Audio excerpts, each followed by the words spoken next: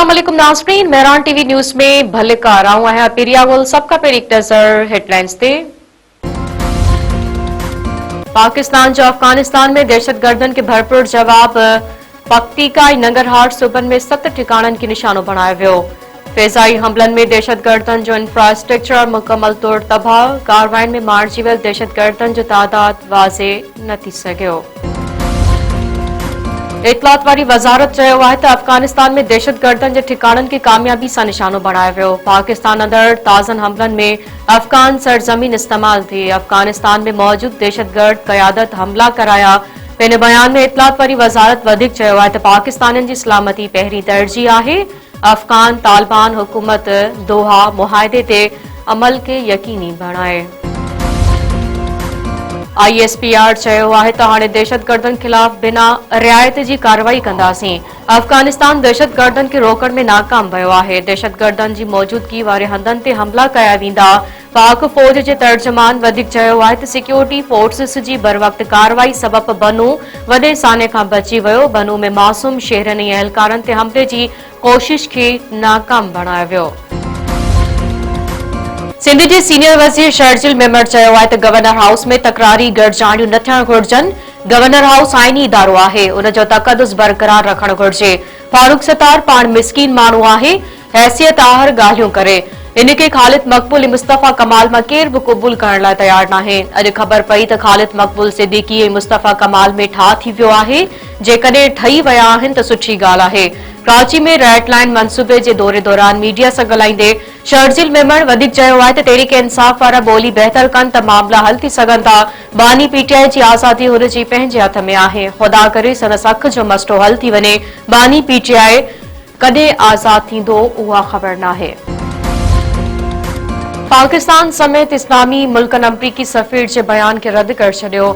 इस्लामी मुल्कनि OIC ऐं अरब लीग पंहिंजे बयान में चयो आहे त इसराइल में अमरीकी सफ़ीर जो ॾिनल बयान गैर ज़िम्मेवाराणो आहे।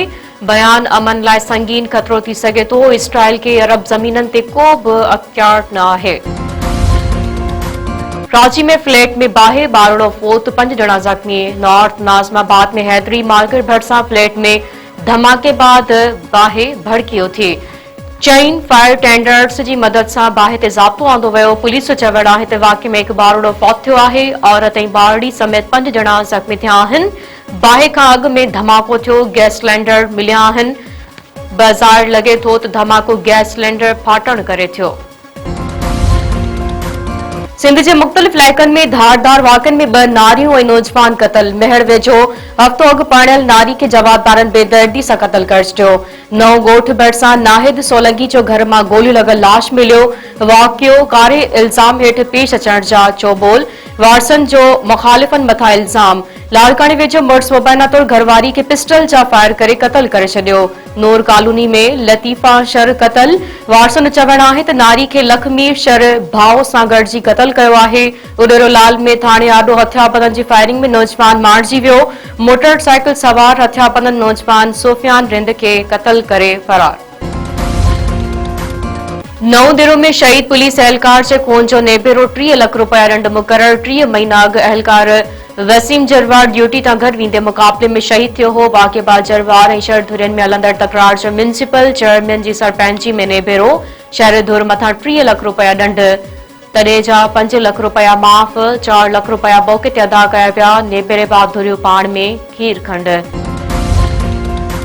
सकरन में राहुल जंडावोड़ो जे कातनि जी गिरफ़्तारी लाइ एहतिजाजी मार्च SUP जे सॾ ते 7 किलोमीटर मार्च करे थाणे आॾो धरणो हयो वियो। अख़बारनि चयो आहे त नौजवान राहुल जंडावोड़ो जे क़तल खे 49 ॾींहं थी विया आहिनि, पर कातिल गिरफ़्तार न थी सघिया आहिनि। पुलिस कातलनि जी गिरफ़्तारी में संजीदा नाहे। कख भनी बीणो नाहे कयो वियो। कातलनि जी गिरफ़्तारी ताईं एहतिजाजी तहरीक जारी रखी वेंदी। कुंडरी वेझो नींगरी के नंढी उम्र में परिणाइण जी कोशिश। घोट ऐं पीउ समेत 4 ॼणा गिरफ़्तार। पको मोड़ जे ॻोठ किरशन वाणियो में शादी जे काज दौरान पुलिस जो छापो।